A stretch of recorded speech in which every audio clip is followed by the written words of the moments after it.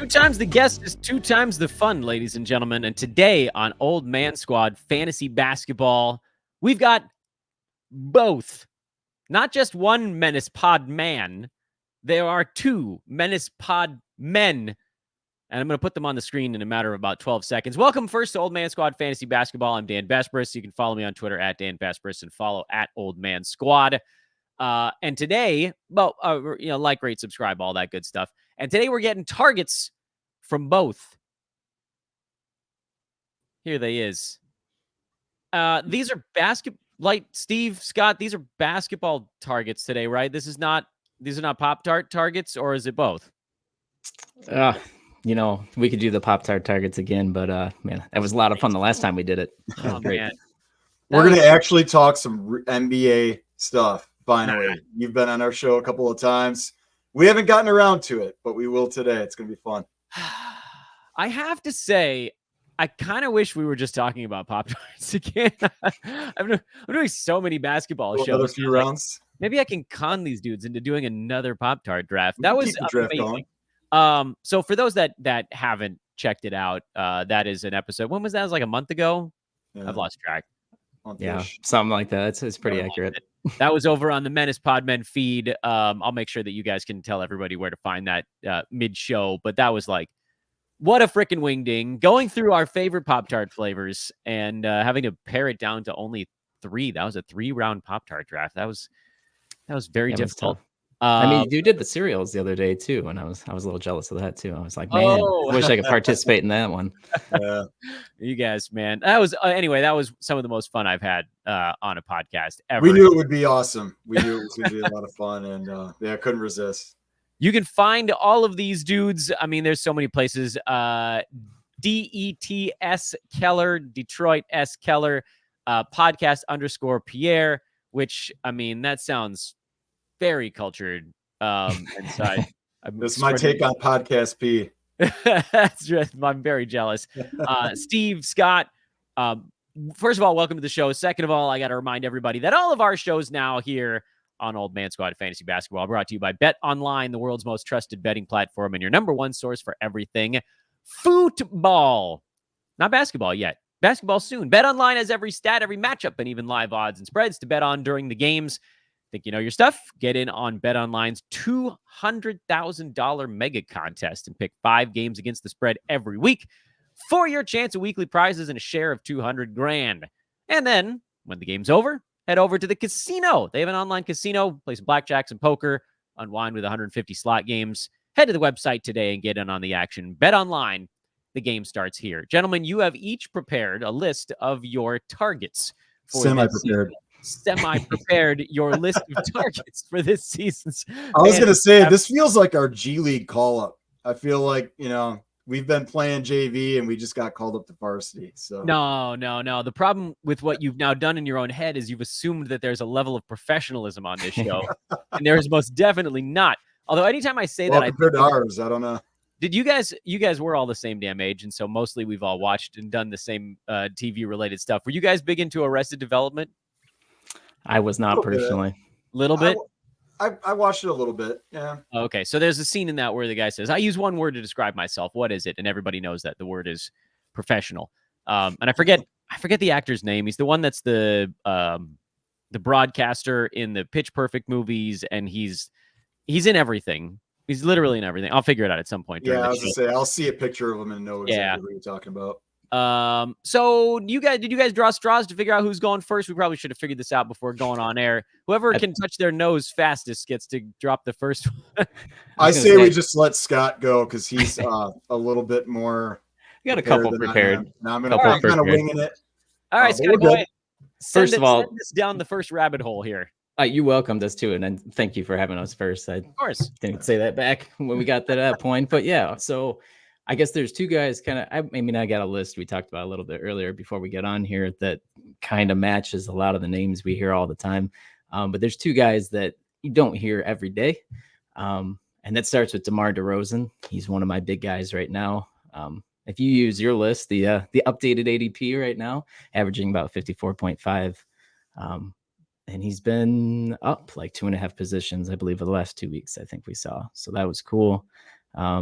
last year he finished like 31 per game. And then the 2 years prior, he was in the top 30s as well. So rather consistent at that point. He plays a lot of games. He's healthy, which is crazy to find in a guy sometimes these days. I think he's played 74 plus games like the last 3 seasons. So that's awesome. And then like going to Sacramento, I kind of thought like maybe it might take away what's going to happen there, a different atmosphere. But I kind of feel like Kobe White is kind of like a De'Aaron Fox in a way. De'Aaron Fox takes more shots, but kind of the stat makeup is pretty similar. And then they got a bunch of shooters around them. So I kind of feel like DeMar DeRozan is still going to have kind of the same role, same kind of stat shape. So we'll see how that works. But, they get the light scores. Sabonis doesn't score much. So that keeps his points up, which is great. I think he's just kind of the number 2 option there. So behind De'Aaron Fox.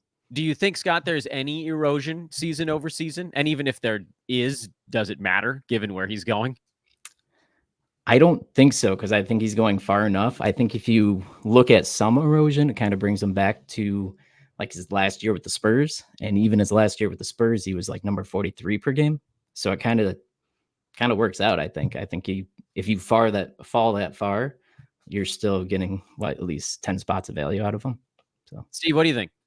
I think the Kings got him for a reason. He's the same player that he always is every single year. He's an old man squad veteran. He's a very roto friendly, very per game upside friendly guy. But in terms of reality, the Kings brought him in to be himself. And, I think they're going to, in a way, kind of cater to him. They want him to come in and be that veteran presence and be that scorer, be that mid-range guy, just play your game.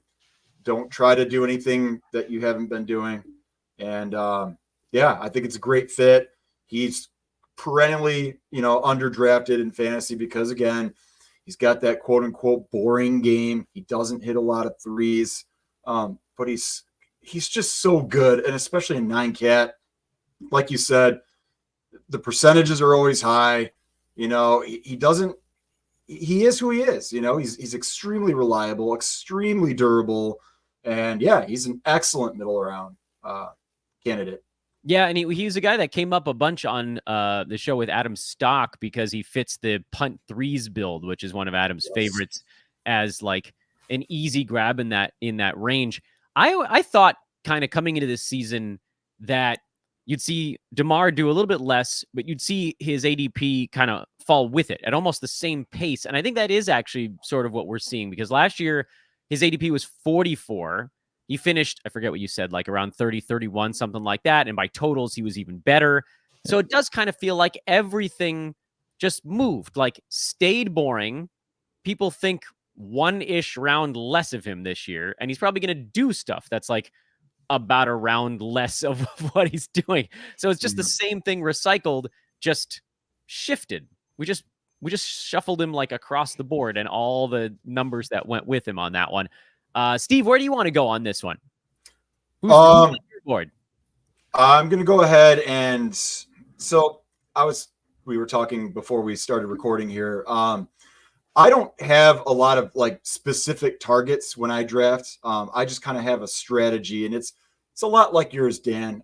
You're a big roto guy. I tend to play more head to head, but I draft my teams like I'm playing in a roto draft. I value per game upside. And I value the guys that slide because, they're, again, old man-esque, quote unquote boring, or, people are worried that they're going to miss time. They're going to miss games. They're older players, or they're in situations where, we've seen in the past they've missed time. And so people worry. I'm just going to go ahead and start with Kawhi Leonard. And Scott, I know he's a guy that you've, really liked, and I hope I'm not stealing your thunder there. Nope you're all good. But I want to start with him because he was 6th overall per game in 9-cat last year. And Dan, I know you've talked a lot about him. People are afraid to draft him, and he's on the Clippers. They lost Paul George. They're in a brand new building this year, their own building. It's the first time in like any of our lifetimes, I think, that they've had their own building. And so they're not coming into the season that like they're gonna, baby these guys and do a bunch of load management and stuff. Like, they want these guys to play. They want to give their fans a show. And I don't see him, obviously you always have to worry. He's a year older. He's obviously missed time in the past.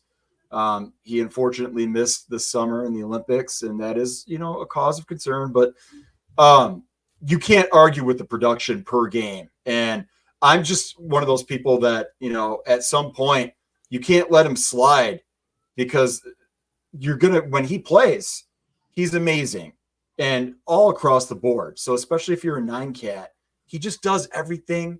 He's versatile. He can play, most websites have him at multiple positions, between shooting guard, small forward, power forward. There's a lot of different places you can play him.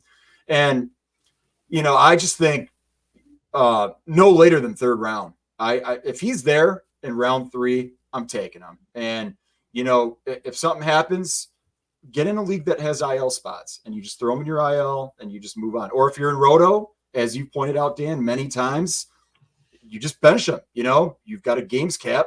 You play him when he's playing, you bench him when he's not playing. So, I think too many times we overthink things when it comes to the injury risks and stuff. Every player has an injury risk. Anything can happen to anybody at any time. So, again, 6th overall per game, and, played in 68 games last year. That's not amazing, but for him, it's pretty damn good. That actually was amazing. But it's just one of those things where I think we just get too caught up in it. I think, like I said, no later than round 3, I'm snagging him up in a 12 So, fun fact, the arena the Clippers played in previously, by the way, to Staples Center, now Crypto, was the LA Sports Arena. And I only know this because, well, I'm an Angelino, so that helps. my cousin Michael, his parents, I think, bid on some silent auction thing when he was like 10 years old or something like that. So it was the early 90s. And they won it for him to be a ball boy at a Clippers game. And he got to bring like 15, 20 family members, and we got a bunch of cousins all around LA. So we were all there. We all had to go down on the floor at the LA Sports Arena. This place was a bit of a dump for NBA basketball. But I have a Clippers hat somewhere in a closet. I think it might be at my mom's house still. That's signed by the hell, I said they played the Rockets, right? I think I have Clyde Drexler's autograph on that thing. It was like, I got all these amazing Rockets autographs, and I don't think I got a single Clippers autograph on this. It was like, I think maybe Danny Manning was probably on the Clippers at that point. But anyway, I was going to ask about Lloyd Vaught. Yeah, it was not Michigan Wolverine. Star-studded Clippers roster in the early 90s. Yeah, that's the thing. So Kawhi is always kind of that math game of, is he going to play in enough games for the great to outweigh the headache? Because there's going to be a headache at somewhere in this one. But everybody's heard me on the show say, I think one of my hot takes this year is that I think Kawhi could be a top 4 per game dude with no Paul George around. And so, yeah, Exactly. like, if you have a games cap, he's the easiest choice on planet Earth, because like 50 some odd games, and plus you fill in the other games at that spot with some replacement level guy, and you're just blowing past it.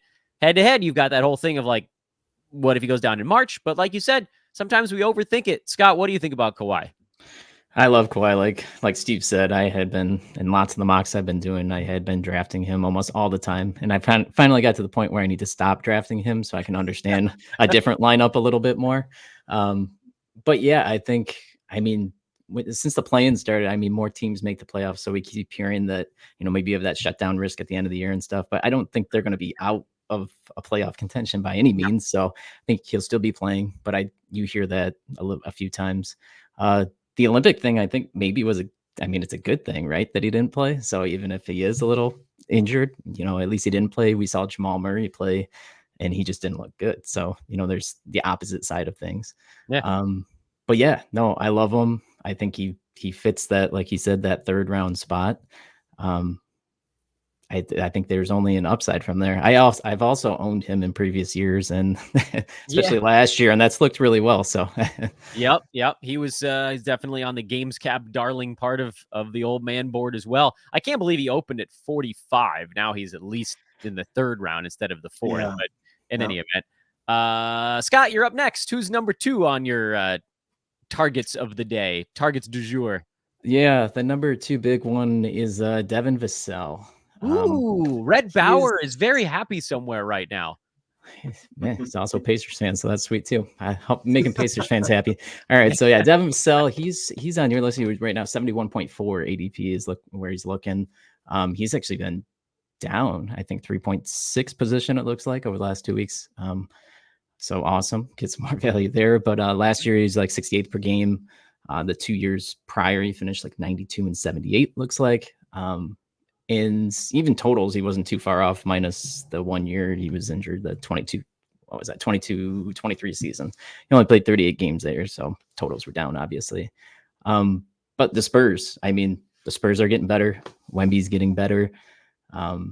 There's not many other guys in the lineup that are kind of taking usage from him, I don't think, at least. So, like a guy Harrison Barnes now, Keldon Johnson had some time.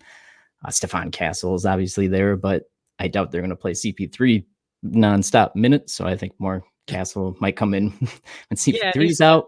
And Chris Paul is mostly there for passing anyway. I don't think they even really want him taking that many shots. Yeah. Exactly. So, he's kind of similar to DeMar DeRozan, I would say, just obviously gets more threes. But yeah, I feel like he's had the second most usage, probably after Wemby. Obviously, Wemby used it a lot. The second half of the season and the first half of the season, he looked good. Second half, he had like 35 minutes per game compared to the first half. I think he had about 30. So yeah, if you're getting him like late 6th, maybe early 7th round action, you can pick him over guys like who else there? Like Brandon Ingram, Zach LaVine, Josh Giddey's, Keegan Murray's, Tyler Hero. I take him over all those guys in a heartbeat. Even Brandon Miller, I think, is in that point. So yep, I'd rather have Vassell too. Exactly. No. So I love Vassell there over everybody. And I think he gets better, honestly. I think his points go up. I think his percentages go up a little bit. I think his threes go up because I think as Wemby gets better and the Spurs get better, he gets better. His turnovers will probably go down a little bit because Chris Paul's passing the ball more and, taking the points. So I don't know. I just feel like he's great. And I feel like you're getting maybe like a 5th round guy in like the 6th or 7th round. And that's huge. And honestly, the funny thing is too, everybody's so obsessed with like, I got to find the guy who's going to jump 40 slots. Sometimes it's good to just take the guy who's going to jump 15 to 20. And there I know aren't many who jump 40 slots. So take wins. Take wins where they're on the board. And Vassell feels like one of those guys where you're getting to draft him relatively close to his floor. And we don't know, there is still a lot of unknown. How good will he get? He's a damn good young ball player. And like I said, Red Bauer is a massive fan of Vassell. And I keep ending up with him because like knowing that you've got a couple of these wingy options in those middle rounds allows you to pass over some earlier on. Because the difference between Vassell and like a wing going in the 3rd is really not that massive. When you look at like the individual, like that 3rd round wing might be a little bit better at the foul line. That might be the difference between them. And Vassell, if he closes that gap a little bit, maybe that's the direction he starts to head. So I'm actually with you on that one. I think he's a guy I keep ending up with in drafts too, because he's just kind of sitting there. Steve, what are your thoughts on Vassell? Yeah, everything that you guys have said, and just he's a young player. He's got upside.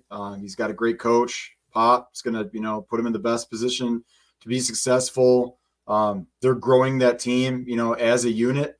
And I think they're prioritizing, not only Victor's growth, but, those other guys too. Vassell, I think CP3 going there is going to really help those guys on and off the court, but especially in fantasy, just really, cleans things up for them. And, again, we're talking about 9-cat, you want that balance across the board. Vassell is one of those guys, like he really doesn't have a lot of like huge flaws in his game. You couple that with the upside. And again, we're talking about middle rounds here. You could do a heck of a lot worse, in the middle rounds. And Scott, you mentioned all those other guys. I'm with you too. I don't want any part of any of those guys, because those guys do have flaws. And again, it comes down to strategy. If you're punting certain things, then, obviously you might look in a different direction. But if you're just playing straight up 9-cat and you're just drafting for balance, you're drafting for depth, and you're just drafting for overall even talent, Vassell is one of those guys. He can fit almost any build or any draft strategy. Steve, tell everybody where they can see you guys. Well, we are Menace Podmen. So we are on Spotify, iTunes. We are an audio podcast at the moment. So anywhere you can get audio podcasts. And as you said, we're both on Twitter. We're on X. You can also find at Menace Podmen. We're on X. You guys are acting pretty normal, all things considered. We are. Yeah, we're stepping it up a little bit. You and I talked in the past when you were on our show. I myself personally am somewhat newer to X. I had an old Twitter account back in the day. I got off of social media at the end of 2019. Wow! Look at which turned out to be a great move, yeah. and I didn't really want to come back, but freaking Nostradamus over there. But getting into this podcast game, it's just a lot easier to be able to network with everybody on here, and it's been great. I'm happy to be back, and Scott and I have enjoyed working together and meeting, and working with great people like yourself. So we're out there. Come and find us. I also realized that I called you Nostradamus. That's the rapper. You are Nostradamus, who call me either one. I don't know which one's cooler. Yeah, anyway, I'll put them both on my resume. Steve, what else you got for us? Hit me with the next target or value play. I'll call it value play, so you don't. Yeah, that's fine. Yeah. So there's just a couple guys that I'm kind of notorious for always winding up with, and one of them, Dan, is a favorite of yours, Fred VanVleet. Oh, I love him. Yeah, I've always loved him. I've drafted him in my home league for years. Pretty much any league or any mock draft I do, anything, I usually wind up with him at some point. And he's another one of those guys that and Dan, I know you've talked all about him. He just fits a lot of different builds, and he's just great across the board. He was 17th overall per game in 9-cat last year. And that's with the field goal percentage being down. He's obviously never been a great shooter in terms of the percentages. He was at 41.5 from the field last year.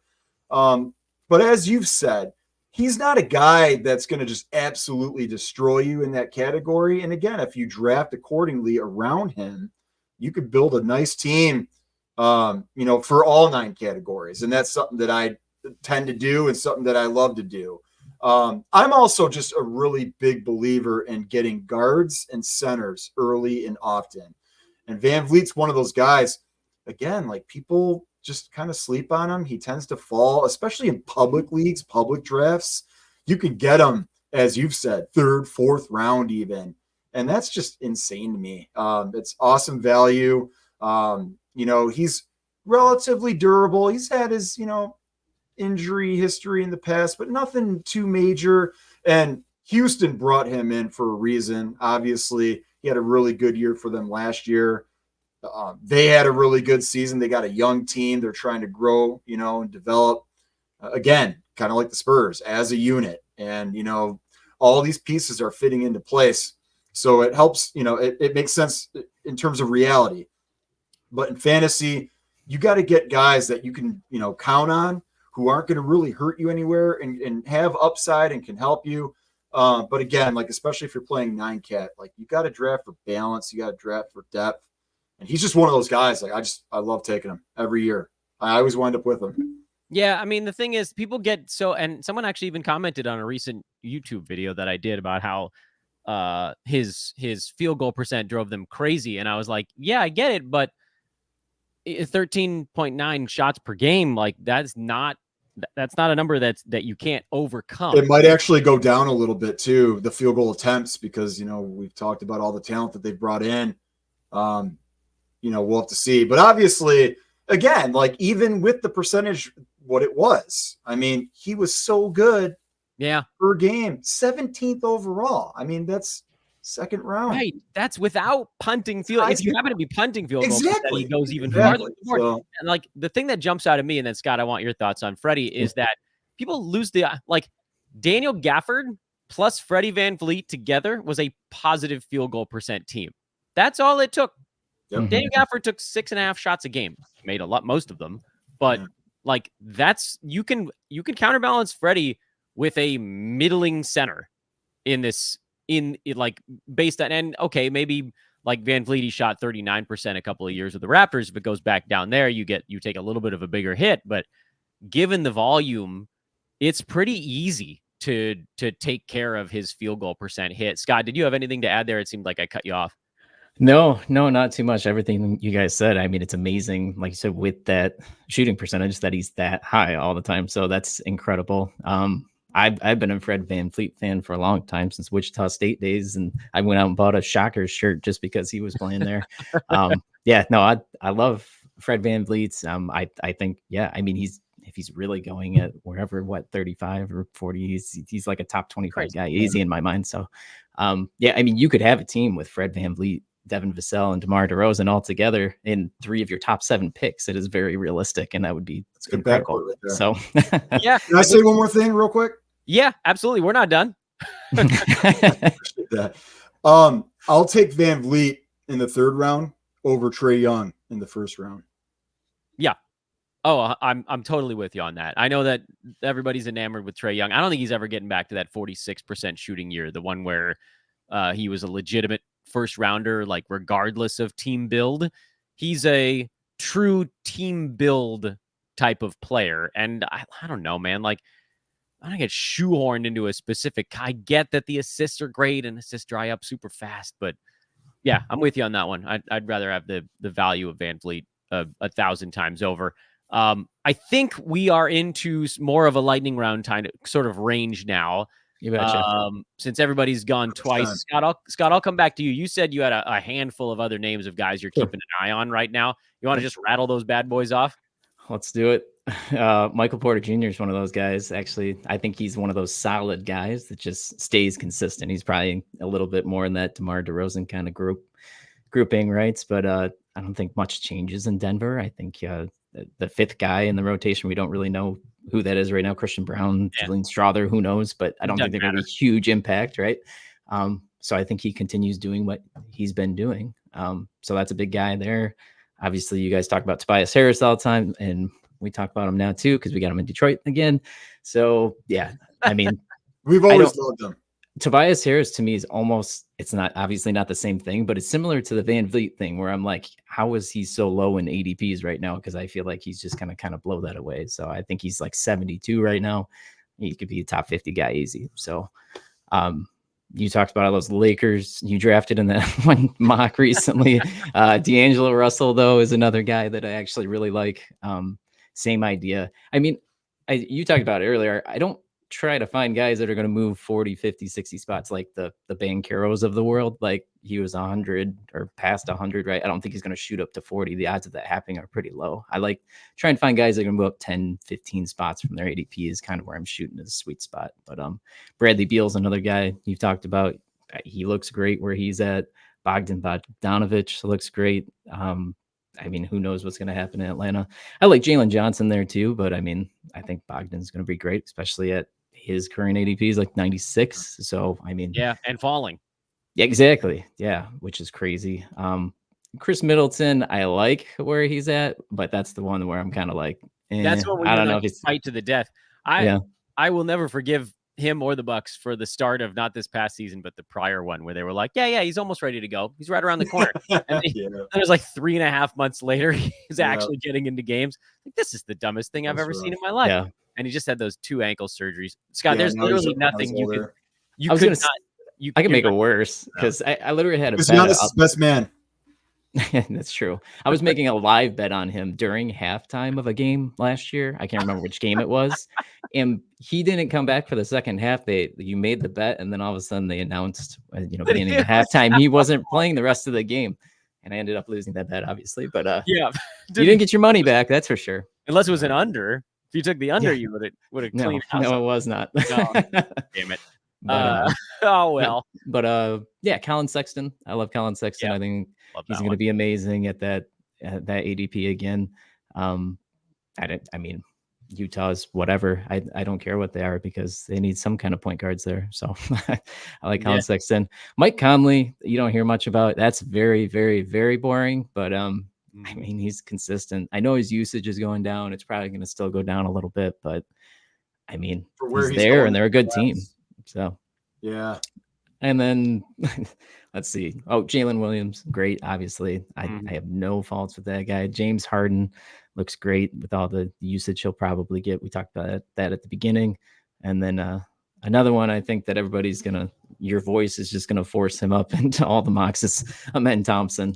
I think he's got lots of opportunity there in a late round flyer pick. But I'm like Steve though, where I think I actually don't mind some mocks recently. I've been going center in the first 2 rounds, like Holmgren in the second, AD in the first. Then you can go guard after that and get forwards, and you get great forwards right after that. So, yeah, I like the centers and the guards early. And yeah, I think not to get too far into the mocks, but like 11, 12, I hate that spot because I feel like you're too late for a center and you're too early for the next one, and you get stuck in a guard. So that was and this is why I love doing shows with Adam Stock too, who I talked to for the last guest episode, talking about. He brought up this idea of, if you have a pick late in the first round, your punt strategy should be about closing the gap with the teams that are picking at the beginning of the first round. I know Josh has actually been doing a lot of digging on how many round reversals it takes to close that gap.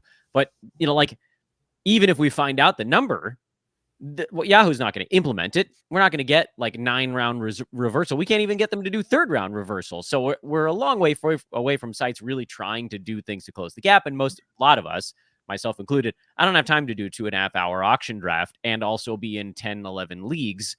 I cannot sacrifice one full day of my life to fantasy drafting, or my family will murder me in this chair and everyone will see it on YouTube.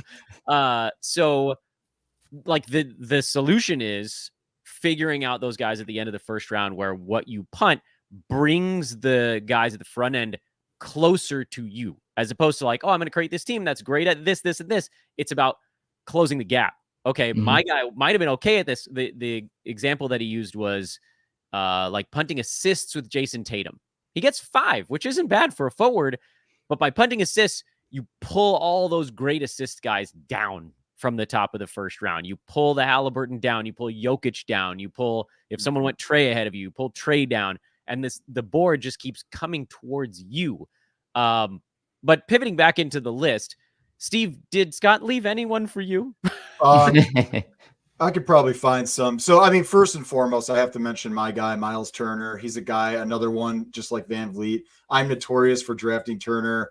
Again, I prioritize big men and guards early and often. And Turner, to me, is that perfect, like, second big man. I love the blocks. I love the threes. That combination, again, I mostly play 9-cat. And, just he's another guy that, his game is quote unquote boring. But again, he's like a top 50 or near top 50 guy per game. Pretty safe role. On a team that's, trying to climb up, trying to, get to that next level. Just a guy that I've always loved, fits really any type of team, any type of build. You can always use blocks. You can always use threes, pretty good percentages and stuff. Just, again, we're talking, balance across the board, all 9 categories.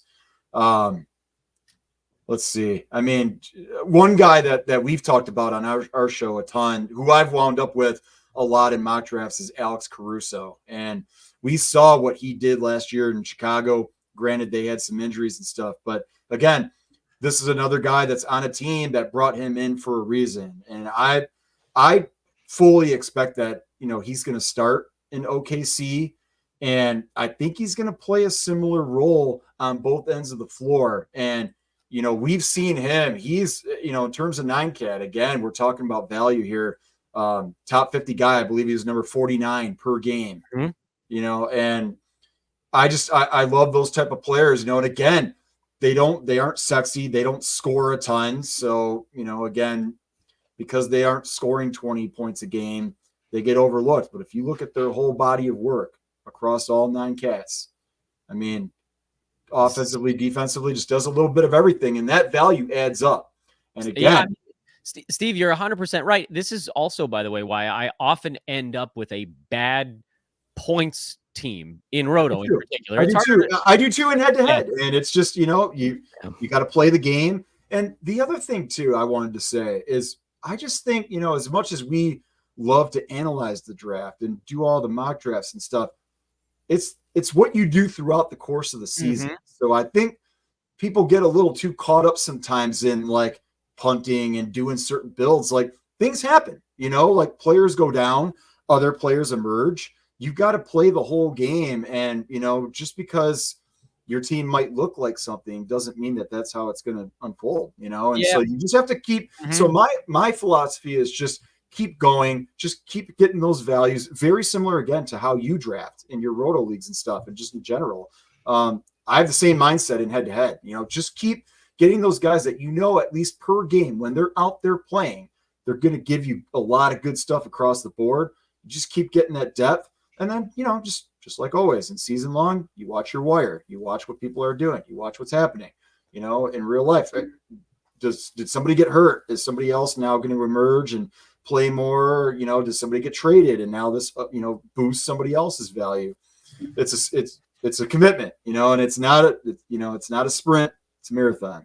You talked about making moves throughout the season, and I'm like notorious for that because I'm like a scoreboard watcher during the season, and I'm comparing how I would have done against every single team every single week and how I stack up to everybody else to see what kind of wins. So then you look at the top, I like last year, for instance, I was in a league where I was the last playoff spot. I won the championship because two months, little less, maybe before the end of the season, I thought, wow, how do I have to beat these teams? So you talked about closing the gap during the draft strategy, but it's the same idea during the year, the end of the year. Because I mean, if you're going to lose, you're going to lose. You pretty much know. I think you can figure it out, like with a month and a half left, you're like, I'm screwed. But if you can start making trades that people can kind of, pull the wool over their eyes, right? And make trades that make you better to beat the better teams. And who cares if you give away? And no one knows, because the nice thing about those is it's all about ROI for your team. You can often, and again, like this goes to show how sometimes the rankings can be a little bit deceiving. You can trade quote unquote down and like give up the 50th ranked guy for the 65th round guy. And you're not tricking the other team. It's just that the dude they're sending to your club is this perfect fit kind of guy, where for Roto, I always think about, okay, am I going to gain 4 Roto points and lose 2 or something like that?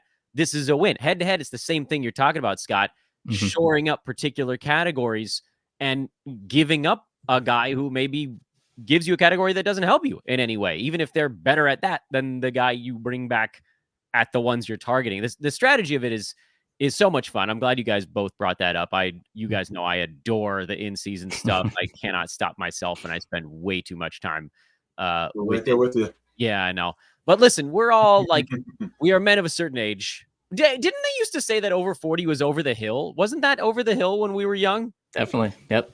Do they still do that? I haven't heard anybody tell me I'm over the hill. I don't my need parents to be told anything else or told anything like that. So, oh who man. knows? Yeah, I don't know. Anyway, I love all of this. I love every second of it. Guys, you are amazing. I know you made the joke about being called up from the G League, but you've been out of the league for so long. Big dance.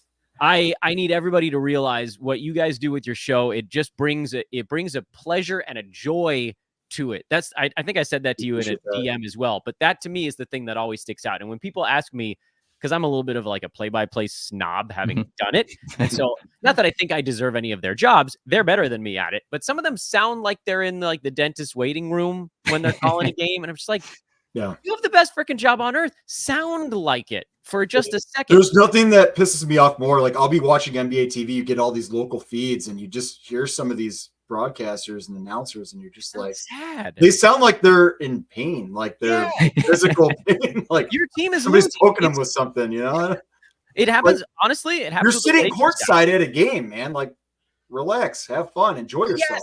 Yes. And that I think is what you guys do a great job of on the pod side, is just bringing a pleasure to it. It's obvious you're having fun and that comes through. And I want everybody to go check out Menace Podmen. Check out the feed. If you're feeling like stroking my ego, go check out the Pop-Tart episode that I was on, but you can just go to the most recent one and take it in, enjoy it. Scott, Steve at Detroit, DETS Keller, podcast _Pierre. Those are the 2 feeds. What's the Menace Podmen feed? Menace Podmen. That one's simple. thank you guys. Seriously, both of you, from the bottom of my heart. You are always welcome on this thing. I'm glad we got the timing to work out. And let's do it again soon. Sounds good. We appreciate it. We really appreciate it, man. Those guys are just fun, man. Those guys are just fun. I really do hope that you all check out their pod feed. And again, I'm not saying I'm the best guest on the face of the earth, but I'm not saying I'm not. So, the Pop-Tart show is arguably some of the most fun I've ever had doing a show before. And it's probably just because of how much I love Pop-Tarts, but whatever. So we got some good targets today. Those guys tend to draft a little bit more like me. We've had some folks on the show lately that target players that are different than the ones I usually grab. And so honestly, I think it's just kind of cool for everybody, for you guys all to hear and see from folks that think similarly to what I do, and then folks who kind of look at it from the opposite standpoint. We just pulled all this information together, and that's how we come to our conclusions on what we're doing on draft day. And it's nice to talk to those guys too, because they kind of remind me that at the end of it all, if you're just taking wins most of the way through your draft, you're going to be in pretty good shape in all but like the most hyper competitive, highest insano stakes leagues, where those you got to take some more chances, because a balanced team is going to be fine, but probably not win it. But beginner, novice, high novice, intermediate, upper intermediate, almost everything all the way up to near top. If you just take wins, you're in pretty good shape. Big thank you to both Scott and Steve, the pride of Motown, where you guys probably remember me talking about this on the show. My wife did her medical school in Ann Arbor, so we lived out that way for a few years. The Mitten, as they call it. I got nothing but love for the Mitten. Let's see here. So hold up my hand on the screen. It's in this general. Oh, it's doing the reverse. I gotta flip hands because the screen is flipping it. They're right about here in the Mitten. See, I know my Michigan lingo. I'm an Angelino, but I did a little time in the upper Midwest. I'm Dan Vespers for Old Man Squad Fantasy Basketball. Please remember to rate, like, subscribe on the way out as we continue to build this thing and coal power this frickin' locomotive. Follow on Twitter at Dan Vespers and at Old Man Squad. Follow my two amazing guests today at podcast_Pierre, at DETS Keller, KELLER on the socials. And we'll take it from there. A lot of stuff to do over on that side of things. We'll be back with you later on today. We're doing, again, it's 2 days there, as long as I can keep them up, especially until the season starts. And then, maybe we'll even try to keep it going after that. And, stay tuned for new pods launching on the Old Man Squad Network as well. That should be coming up in the not too distant future. Hope you guys are all having a lovely Wednesday morning, and I'll talk to you soon. Later for now.